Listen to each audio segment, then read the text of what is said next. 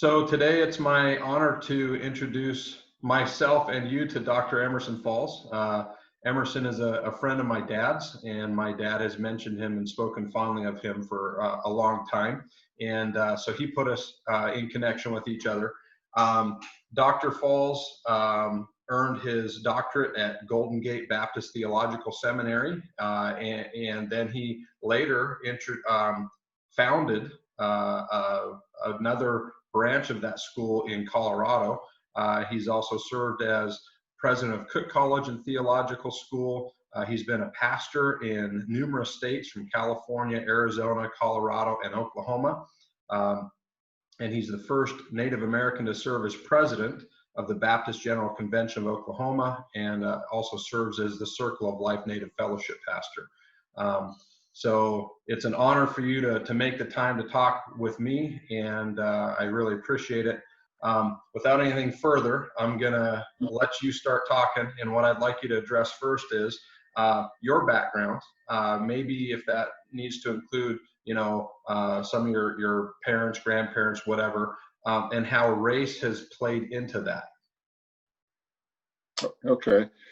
Well, my father was raised in our tribal religion, the Sac and Fox religion. Long story short, in World War II, had some significant changes in his life, and he ended up going to Oklahoma City, Oklahoma, and there was an Indian center there.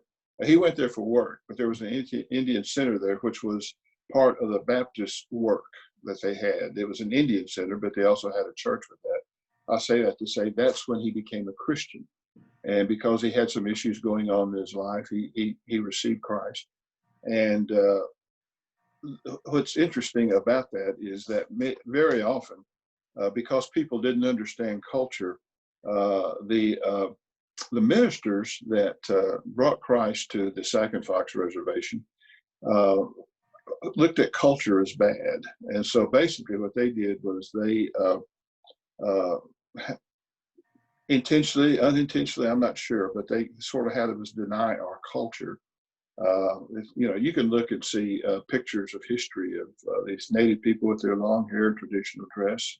After they become Christians, it's short hair, white tie, white coat, white shirt and tie, and so basically, in order to be a good Christian, my father raised me apart from my cultural background. We knew what we were and we were proud of it, but we didn't participate in cultural things. And so I grew up basically separated from my culture. I became a Christian when I was 11, in the 11th grade, I should say, in my junior year of high school. But that was no conflict because I was raised that way. And it wasn't until I got to college and I joined the Native American Student Association. We call it the Indian Club. And to fellowship and to be with other Native Americans on campus. And it was there that I encountered a spiritual crisis, really, because they considered me to be what's called an apple Indian, which is red, red on the outside, but really white on the inside. And that's kind of what they considered me because I was separated from my culture and because I was a Christian. So those two things. And so also during that time, I began to really understand the history of our people and the mistreatment that was going on. And so all of that caused me to for a while to turn away from the way I've been raised. And I became very bitter. And I'll be honest with you, I did not like white people very much during those years. And there was a lot of militancy in the culture anyway, in the larger society. And so I just became a part of that. Ended up in the United States Army and continued to be bitter. But it was after about 3 and a half years of living that way that I just got tired. I realized that bitterness is more self-destructive than anything. And so as a result of that, I began to reevaluate my life, and I reaffirmed my Christian beliefs, and I came back home, so to speak, in that. But I came back differently. Okay, I came back firmly believing in my Christian beliefs, but also recognizing that there were problems in the world that Christians weren't confronting.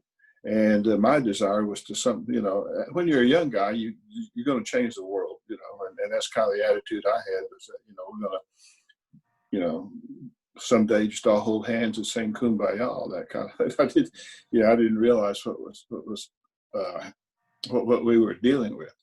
And so I became involved in Native American ministry, became a pastor, primarily Native American churches. I went to college and seminary, earned a doctorate degree.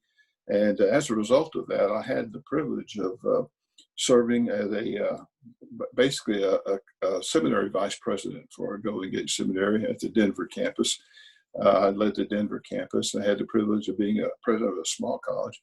But I realized that my heart was to be a pastor, and so I left education and came back to pastor a little Native American church, and to begin to help our people to understand what I believe, that we can make changes in the world, but we don't do it through burning buildings and that kind of thing. That we do it through love.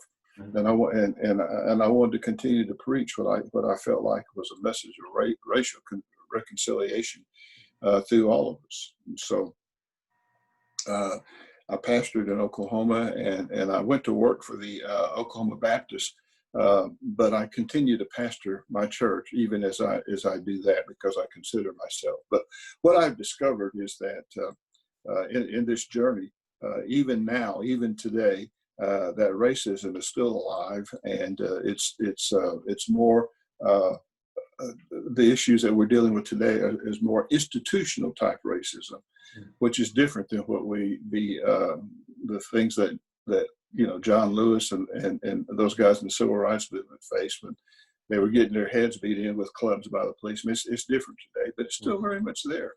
And so my background has been that of having peace and having hope, but an unsettled peace and an unsettled hope, if that makes sense, because I realized that things are not right. And so that's kind of where I am today in my journey. Okay. So it's interesting. I talking with some other guests that maybe were mixed race, maybe too light-skinned to be fully black or whatever, and kind of caught. And you were talking about red on the outside or red on the outside and white on the inside, and what kind of I guess, how did that play with your mental state in trying to find your place? It's very difficult because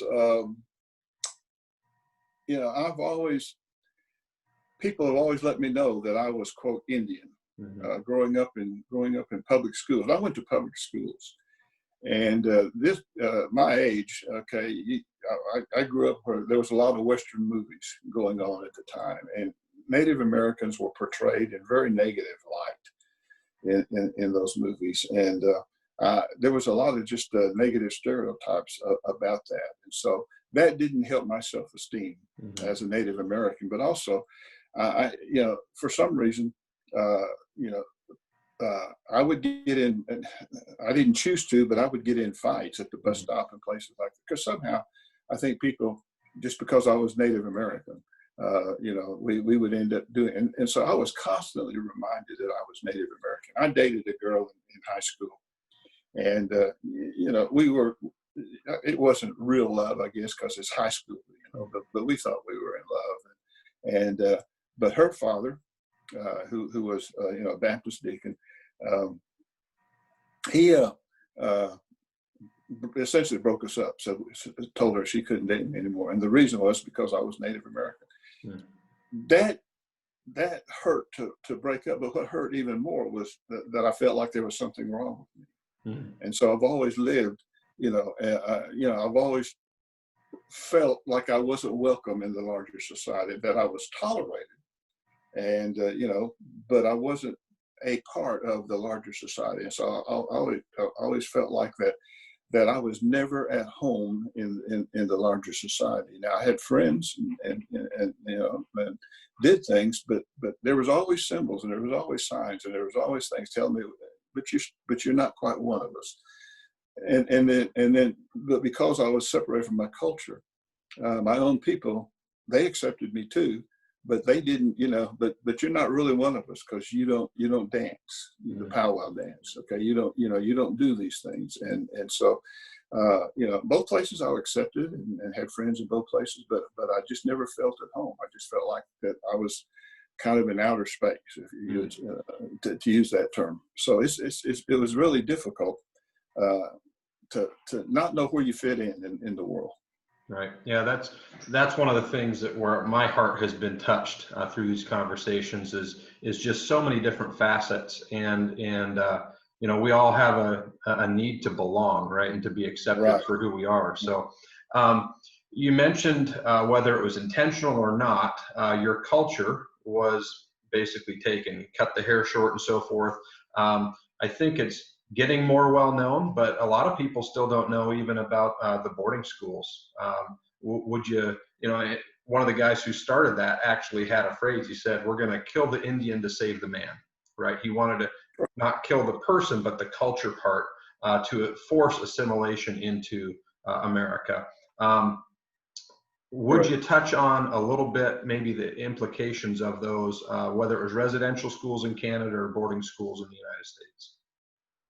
Well, in the United States, and the parallel thing happened in Canada, but I'll talk from the United States side since that's where I am. But in the United States, there was actually a federal policy called Americanism. And, and the ideal of Americanism was just what you said, was that the idea was that if Native Americans were going to make it in America, they had to be Americanized. And so the idea of the boarding schools was to separate them from their families even. And, my father, who was raised in one of those boarding schools, tells me stories about how they were not allowed to speak their language because they wanted them to forget their language and learn to speak English. And I think to some extent they felt like that somehow they were doing a good thing.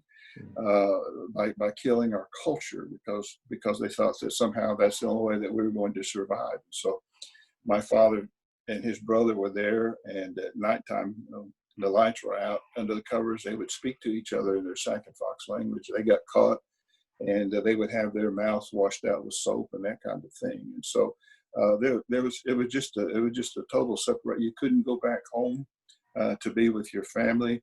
And so it was, and this was a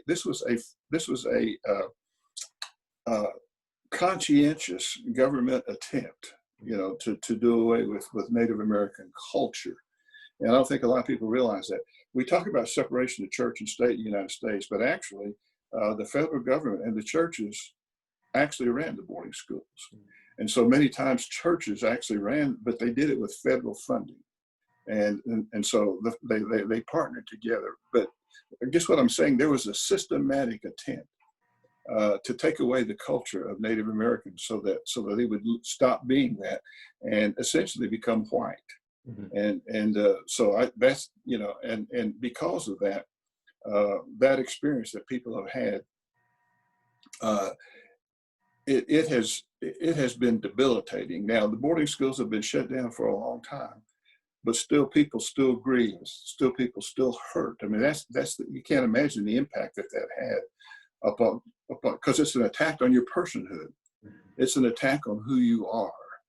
And that can be very painful to somebody tell me that I'm worthless, that I need to be somebody else other than who I am. And so as a result of there's been a grieving of the way that Native Americans have been treated to the third and fourth generation. And so even today, in particularly in Canada, but also in the United States, people still, when they talk about their experiences, inevitably the residential schools and boarding schools will come up because they had that much of an impact. It was a systematic attempt by both governments to take away our culture. So a couple of big words, genocide, and then a phrase, ethnic cleansing. I think typically when most people hear those in America, their thoughts go to the Holocaust and the atrocities that happened to the Jewish people. And ethnic cleansing was a phrase that I started to become familiar with in with the Serbs and the Croats in Bosnia, and the Hutus and the Tutsis in Africa. Would those two phrases, genocide and ethnic cleansing, be appropriate to use with what happened to the Native Americans? Both of them would. Genocide, definitely, because we have to think about this. If you go back to the East Coast and realize the Europeans landed on the East Coast, there were Native American people there. Two things happened, okay? Some of the tribes on the northeastern part, they don't exist anymore. And so there's names of Indian tribes in the eastern states, and towns and states are named after them. There's no people because they were effectively eliminated through war, through disease, and through other things. And so basically, genocide was a real experience. The other thing that happened more in the South was on the East Coast, well, those tribes were systematically removed from the East Coast and placed on reservations in Indian Territory, which now have become Oklahoma. So I think you see examples of genocide and of ethnic cleansing in the relationship between Native people and the Europeans. The thing of it is that what began then is continuing today. The ethnic cleansing part, is very much alive. What started 500 years ago is, and here, let me give you an example today, okay? Among the Sac and Fox people, today, there are probably between 20 and 30 of our elders that speak the language as an indigenous language, as a heart language. What I mean by that, I could learn to speak French, but it would never be my heart. I would always think in English. Okay, Sac and Fox is their heart language. In another 10 to 15 years, our language will be effectively died out. Okay, that grieves me that we're losing our language. Now, young people will learn it, but language does more. You think, and it gives you your worldview. And so, just because you can say the words doesn't mean that you understand the language will be effectively gone. So the cleansing that began 500 is continuing today. And what happens is, let me give you an example. I'm gonna pull this out of the air, but let's just say a person from China immigrated to the United States, okay? That first generation would probably speak Chinese. They'd learn English, and then after a while, second, third generation, you would have a group of children and grandchildren that probably spoke Chinese, but spoke English, okay? And then by the fourth and fifth generation, they would speak primarily English, and some of them wouldn't even speak Chinese. They would know Chinese words, but they wouldn't effectively speak Chinese. And so what happens is, as they become assimilated into the American society, they gradually lose their Chinese culture. Now that's not bad, because necessarily bad in the big picture, because there's a China. And the culture is always made. And so every group that comes, and they may lose their language and what have you, but they don't lose it as a people, because there's a China, there's an Africa, there's some place where they can maintain it. With the Native Americans, we're the only group. We don't have a land base somewhere else. This is it. So when we lose it here, it's going to be lost forever. And our culture and our tradition, which began, is still continuing today. And we're still fighting for what little land base we have. They removed us, from our homes in North Carolina, Alabama, Mississippi, and brought us to Indian Territory, and said this would be our land as long as the rivers flowed and the grass was green. Okay, but then somebody discovered there was oil here, and what happened was then they had the Allotment Act and they had the Oklahoma Land Right. We lost our land twice here, and today we have some jurisdiction in which we have some sovereignty, and we fight for that. But just within the last month, we won in the court. But what happened was there's a couple of things, but Oklahoma has tried to impinge on that sovereignty and take it away from us. And so we've had to go to the court today just to hang on to what little bit we have. But because it's systematic and because people don't understand, our culture, we're still dealing with the elimination of our culture. And so it's something that those of us that live with, we're familiar with it every day. But it's not like something that happened years ago. No, it is. And Native Americans tenaciously hang on to their culture, because when we lose it here, it's going to be lost forever. And for me, that nothing grieves me like that there is a beautiful people that are systematically being eliminated, even in the 21st century. And many people don't understand that and don't believe it and don't accept it, but we live in it every day. So yeah, those two terms apply. Yeah, it's so heartbreaking. As I was looking, before we talked, I looked up the tribe that you were from, and looked. You're living in Oklahoma, which you said became Indian territory, and there was federal laws that said all Native people had to be removed from basically the entire east half of the United States. Everything west of the Mississippi, or excuse me, east of the Mississippi, had to be moved over to what was not very desirable land, right? Oklahoma, and it began, 1830-ish or so is when it really took off with the Cherokee and the Choctaw and different groups that went in. And your group went in around 1870, after the Civil War. A lot of times people look, hey, should Andrew Jackson be on the $20 bill? And that's another conversation. And, he started a lot of that process, but it went on for decades afterwards.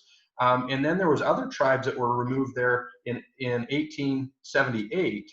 And within 2 years of getting there, they tried to open up the land, like you said, because of oil and so forth. And so there was these land rushes that went in that, okay, we've moved you there, but now there's something valuable there, so we want to get you out. Just unbelievable, right? And so if you look at a map of the United States and you look at where reservation land is, land that was given to these people groups, there's none on the east side of the Mississippi, really. And then as you look, you go further west, there are pieces of land. And the larger reservations typically are not in the most desirable of land, right? So I really saw that for the first time myself when I was in college. So I lived on a reservation in British Columbia, Canada until I was 5, and then went back and visited regularly. But I remember going to powwows and being like the only white family there, and everybody looked Native, right? When I went to college in Indiana, I took an independent study with a professor, Dwight Mickelson, and he was so excited one day, he said, hey, there's a powwow I want to take you to. I was like, great, we'll go to that. And I was shocked, because we went, and I probably, out of the whole group that was there, 50, 60 people, maybe half a dozen looked Native, and the rest did not. And the outfits they were wearing, it looked like they got them from Disneyland. And he was like, hey, what'd you think? And I was like, I don't even know what to think, right? And but if you look at the map, I was sitting in Indiana, where all Native population have been removed, right? So you mentioned another word earlier, reconciliation. Canada has put in something called the Truth and Reconciliation Commission, and it was mostly based around the boarding schools. But as we move forward looking for some type of reconciliation in our country, what are your thoughts on something like that for the United States? Well, I think that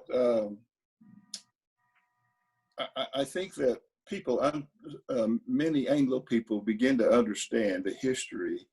And if you look at it like you looked at it, if you really look at it, and basically what has happened is it would be the same thing as if I came to your house and just forcibly removed you from your house and put you somewhere else, and then I begin to live in that. I mean, what that would do to you, not just financially, but what that would do to you personally, and that's what has systematically happened to Native Americans in this through the years. But the problem is that happened generations ago, and so people that now live in the United States on land that once belonged to Native Americans, and in Oklahoma, live among us on land that once belonged to us, really feel like that's something that happened in history, but it doesn't happen. But there's no responsibility today. Okay, But what I would say to you, and here's what I think. Okay, if the benefits accrue to the generations today, then shouldn't the responsibility also accrue? Okay, to today. And so what happens is people want to accept the benefits and want to live in this beautiful land, but without accepting responsibility for what happened. And so I think that if we're ever going to have racial reconciliation, I think what happens is we have got to take the issue of racism seriously, because you can't solve a problem if you don't believe there's a problem. And Native people understand there's a problem because we live with the results today of what is happening. See, that what happened hasn't ended today. And to give you a modern day example, people talking about COVID-19 and how it's impacted people, and you'll hear casually on the news that it has impacted Black people more significantly than other people. You don't hear so much because we're kind of a forgotten race, but it has probably impacted us on a per capita basis more than any other group in the United States. What has happened on the Navajo Reservation, the Mississippi Choctaw Reservation, is just sad. I just every week I hear of someone that I know personally has died as a result of COVID. It has hit us tremendously. Now, why is that? Why is is there something genetically? No. What it is social economic position. And so what happens, it really, it's a disease of the poor. It's not racial, but it's a disease of the poor. Access to medical care, access to testing, access to PPE, being able to isolate financially. And what I'm saying, many of our people live 2 or 3 families together.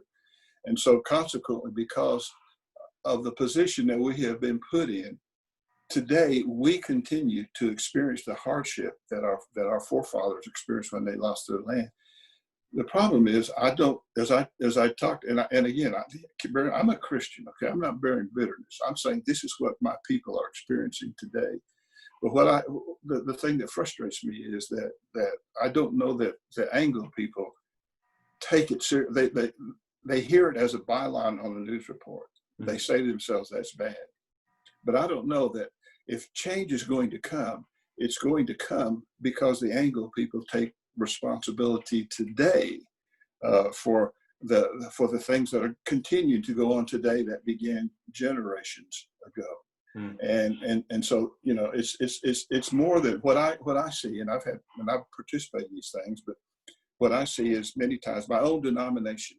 One day we had a big deal and called us up to the front, called our leaders up to the front, and the white leader, and we prayed, and they apologized, and we shook hands, and we agreed that it was bad, but nothing substantive had changed. And so we live with that. I think what happens is they feel better about having gone through quote reconciliation, but we're not any better off today. And I think COVID is a living example of because of the position that we're in, my people are dying even today because of the socioeconomic position that we've been put in. And so I think, and here's the thing, the people in power are going to have to help to make a change. I'll give you an example, okay? And I use the civil rights movement again as an example, but I think one of the most significant things that happened with Dr. King was his letter from a Birmingham jail. And because it was addressed to Southern clergy, and it impacted enough Southern clergy that they began to get involved in the civil rights movement. Now, a lot of them didn't, but some of them began to do.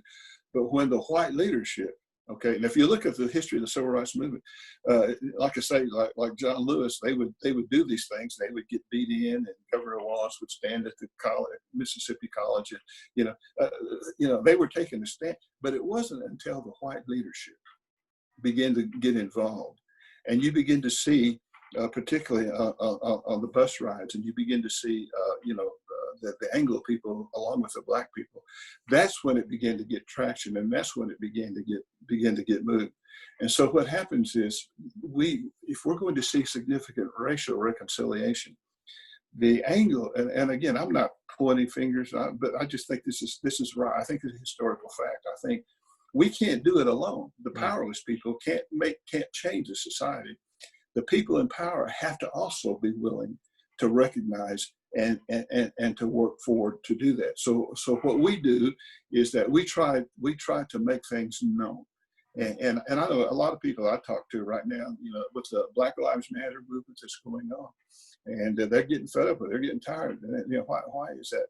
And what they don't understand is when black people and ethnic people, and we try to raise these issues, and people just patronize us, we don't make any progress. What happens is, if someone doesn't listen to you, you raise your voice, right? Mm-hmm. And then if they continue to listen to you, eventually you shout.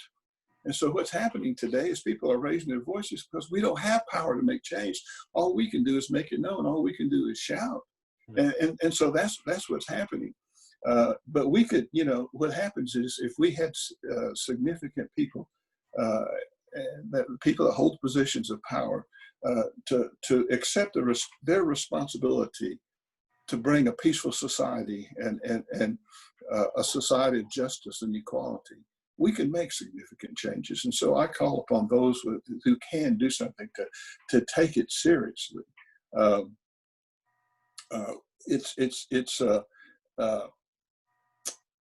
it's not just people of power, okay? And it's all people. I tell my Anglo brothers, that simply this is, who eats at your dinner table on a regular basis? I mean, that's what happens is, if all I know is people like me, we're not going to make much progress, because then it becomes us versus them. But what happens is, if I regularly, and I use the dinner table because that's the people we're closest to, we eat with, right? So, that's the kind. And so if we're regularly sitting down with people of different color, don't you know that we're going to impact each other for the good? We're going to like each other, and we're going to learn from each other, okay? And somebody said it this way: listen, learn, love, and then you can lead, all right? So I think but that's never going to happen until we regularly are eating at the dinner table together. So it's with the leadership, but it's with everyday people like you and me that have to accept the responsibility to do something. And we can't just talk about it. At some point, we have to say, you know what, I can do something. And it's these little steps that make progress. Awesome. What gives you the greatest amount of hope moving forward into the future? I believe that, okay, this is theological, and I know that everybody listening probably not where I am, but that's where my hope comes from. It's the fact that we're created in the image of God. And I believe that within every one of us, there's sin and the potential for bad. But I believe, because we're creatures of God, that we long for the good. We long to be godly, because that's our created nature. And so what I believe is that if we can sit down and just get to know one another, then I think the desire for good would overcome the evil that is in society. And so what gives me hope is the fact that I believe that if we will continue pressing, and if we'll continue talking, and if we'll continue doing that there is good in us. And I think good overcomes evil. Now, a lot of people say that's so naive, but I'll give you another example here. Years ago, I was watching a program called Nightline, and Ted Koppel was the host, and he was interviewing Bishop Tutu. And they were talking about at this time, there was apartheid in South Africa. Basically, the whites had taken over that, and the blacks in their own land were second-class citizens. And the blacks were fighting against that and trying to bring equality, but nothing changed because the whites had the power. And so what happened is Koppel asked Tutu a question. Now I can't get it verbatim because I'm doing this from memory, but the essence is right. Okay, so he asked him a question. He said, Bishop Tutu, he said, you've been fighting for racial equality for years, and as far as I can tell, nothing has changed in South Africa. All these things that you've done all of these years, and I don't see much progress. Bishop, don't you ever get discouraged? And I'll never forget what he said. He looked at Ted Koppel and said, sir, I am a Christian.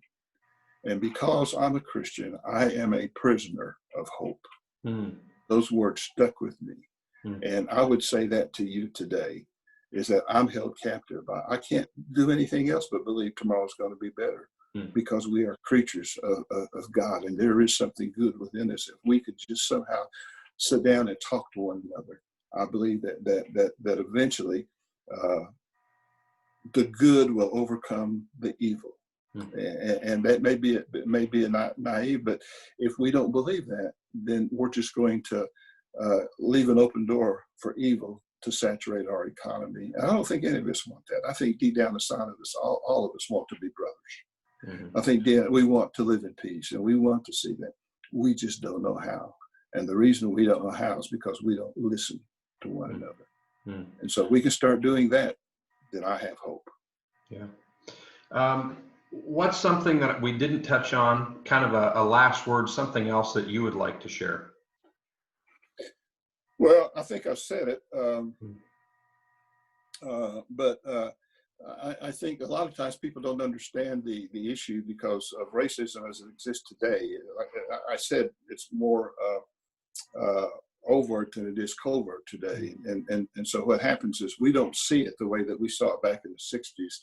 And so a lot of people don't realize that it exists. And so I think people need to understand that it's an institutional racism that we're dealing with today.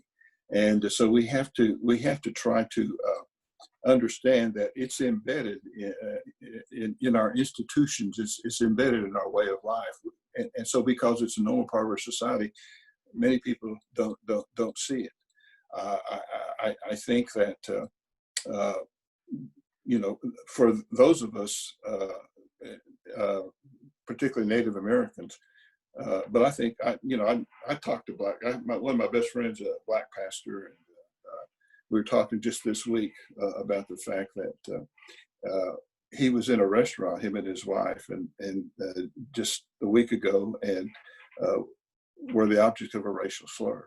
And I just shared with him that my wife and I, just probably 2 months ago, same experience. And so there are still people that are outward in there, and there's still feelings there, people that look down on us because of our skin color. But that's not the real problem. The real problem is that it's embedded in our society, and we don't see it as a problem. For example, dealing with the sports mascots and the issue and things like that. And when I see when I hear the term redskin, because having understanding, if you look at the origin of the term, it's not a compliment. It's the equivalent of the N word for Black people. And so when people use that term, and forgive me, I don't want to offend anybody, but I want to make a point right here. Okay, nobody would call the Washington Redskins Washington niggers. Okay, why would they call them Washington Redskins? And people, but that's embedded in our society. So people, what's the big deal? And they don't seem to understand. Now, we could talk about things like the glass ceiling that still exists in our society. I want to say something. I love the people I work with here in Oklahoma Baptist, okay? But I would say this: if I look at our top leadership, it's all white, okay? Now, they're good people. They love the Lord. I'm just saying it's just a fact. The leadership is all white. Why couldn't there be people of color in the top leadership, even in my own denomination, even in my own church? And we could go on and on. And so we could see that it's still there, okay? And like I said, even Native, we're still having to go to court to defend our land rights and our position today. And so I think what the things that people need to understand, it's alive and well, but it's what's called systemic racism today. And because it's not out there in front of us, people don't see it, but it's very real and people are being hurt. And I would like people to understand that it's not about, intentionally people, because many times the people that put their arm around and say, I love you, I don't have any prejudice, are the same ones that keep me from being in the leadership room in my own job. So that's what's hard about it. And so we need to understand the how racism exists today in order for, like I said at the very beginning, if we don't recognize a problem, we're not going to deal with it. So we need to understand the difference in racism today and how it exists, and how people who don't think they are can be part of a system. And because they're part of that system, they enable racism to exist.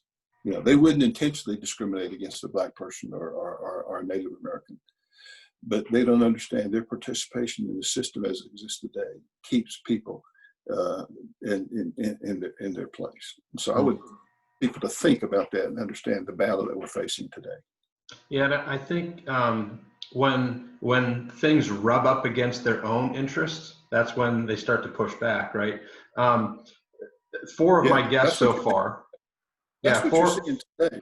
Four of my guests so far, 3 African American and one is a gentleman from Canada, have identified in these conversations that they view First Nations or Native people as the group who faces the most direct racism today. That's their observation, right? Even though they may have faced some of it, they're like, well, but this other group, here's the one that really is seeing it the most. And even from things like, I remember as a kid, if we go down to the water and we're going to go fishing and you hear people on the dock, well, if the Indians come through first and they take this or that, and they're just bitter in talking about these things because they want to go out and catch sport fishing, right?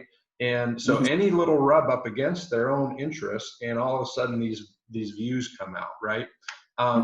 So there has to be this desire to, even give up something to acknowledge, these are treaty rights. And most of the treaties were broken over and over. One of the phrases that just drove me nuts from childhood was there was a phrase, Indian giver, which at the time meant somebody gives you something, then you go and take it back. And I was like, if anything, that should be like white man giver, right? Like you give something and then you keep taking it back when you find it. And just those kind of things, you need to make statements against that when you hear it. So Emerson, if there's nothing else, I can see why my dad speaks so highly of you. It's been an absolute pleasure. I'd love to talk for hours more, but I know your schedule is so busy. So thank you so much. And if there's anything else, shoot. No, but I just want people that listen to this to understand that I'm talking about problems that we need to face together. And so let's stop fighting each other. Let's work together. And again, I'm being repetitive here, but let's eat at each other's table. Let's have supper together, and then I think we'll begin to have progress. I started out with a lot of bitterness. Okay, bitterness is not going to get us anywhere. What I have now is hope, and I believe in my Anglo brothers, and I'm willing to sit down and eat with them and to listen to them, because they're it's we talk about it, racism is a one-way issue, but we didn't get into it much, but both sides have to want to do that. Both sides have to want to love, and so I think the answer is not in one side conquering the other, but in learning how to live together as the people of God. Amen. Thank you so much.